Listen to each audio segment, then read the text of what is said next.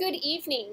We're going to take a look at Hoegaarden. This is the Wit Blanc, and it is a Belgian wheat beer. So this is actually in the category of Belgian and French ales as a Witbier, category 16A. So I'm pretty excited about this because I don't think, and my memory is not amazing, but I don't think that I've ever seen a Hoegaarden beer other than whatever the standard one is. And I don't think this is the standard one.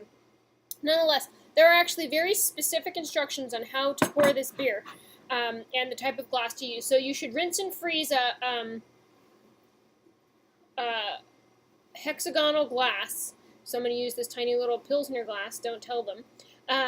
Pour 2/3 of the glass, swirl the bottle, and then pour the rest to foam the head. So I can't exactly do that in this tiny little glass, but what I will do is my best approximation. And the reason for that particular style of pouring is that this is an unfiltered beer, which you can't see in the video, unfortunately. And it's very hazy. And so whatever settles on the bottom, they actually want to have included. And I don't know if you can see that. No, unfortunately. They want to have included. So you pour it very specifically to allow for that. And that actually lends to the mouthfeel and the overall flavor and things like that.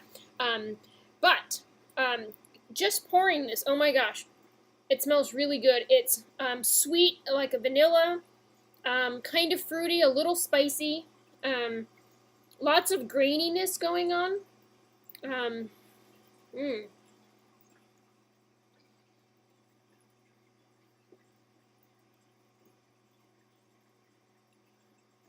Nice balance of aroma.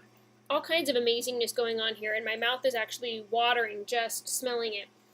So appearance-wise, it is definitely a pale gold color. You can see it's very hazy. It looks like it's pretty well carbonated. It's hard to see the carbonation through all of that.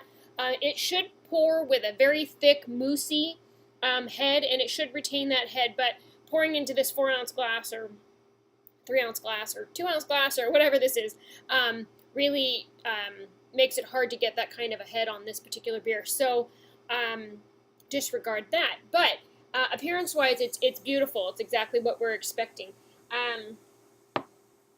Let me see here. Oh, my favorite part, flavor.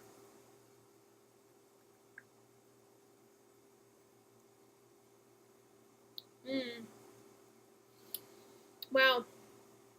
First thing that comes to mind when I taste this is the smell of neroli. Neroli is the blossom of an orange tree, and it has that kind of sweet, perfumey smell.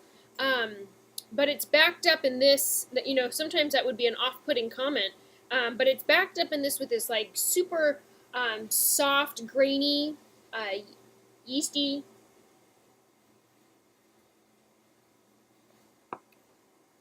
flavor that's just really enjoyable. It has a little bit of tartness to it, but a nice pleasant sweetness. It's really soft. It's great. It's really great.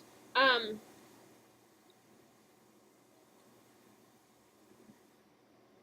don't really get any hop bitterness out of this at all.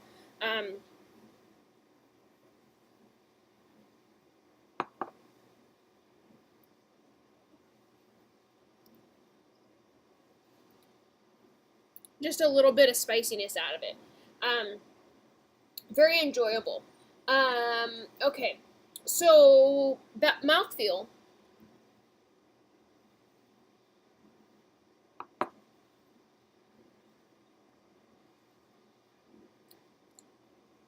It's actually a pretty light beer. I would say it's light to medium in its body, but it has this kind of creaminess, velvetyness, that is a function of the yeast and the unmalted wheats that are in here, and so that's part of what the swirling is about when we're pouring this particular beer, is to get that quality out of this beer. It has a nice, refreshing carbonation to it. It's crisp and clean. Really great.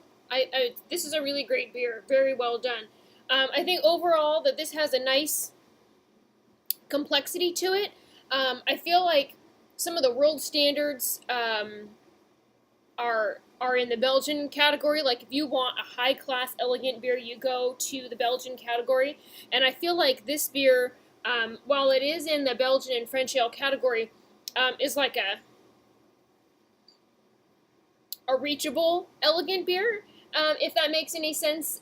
So it's not pretentious, and it's really just great.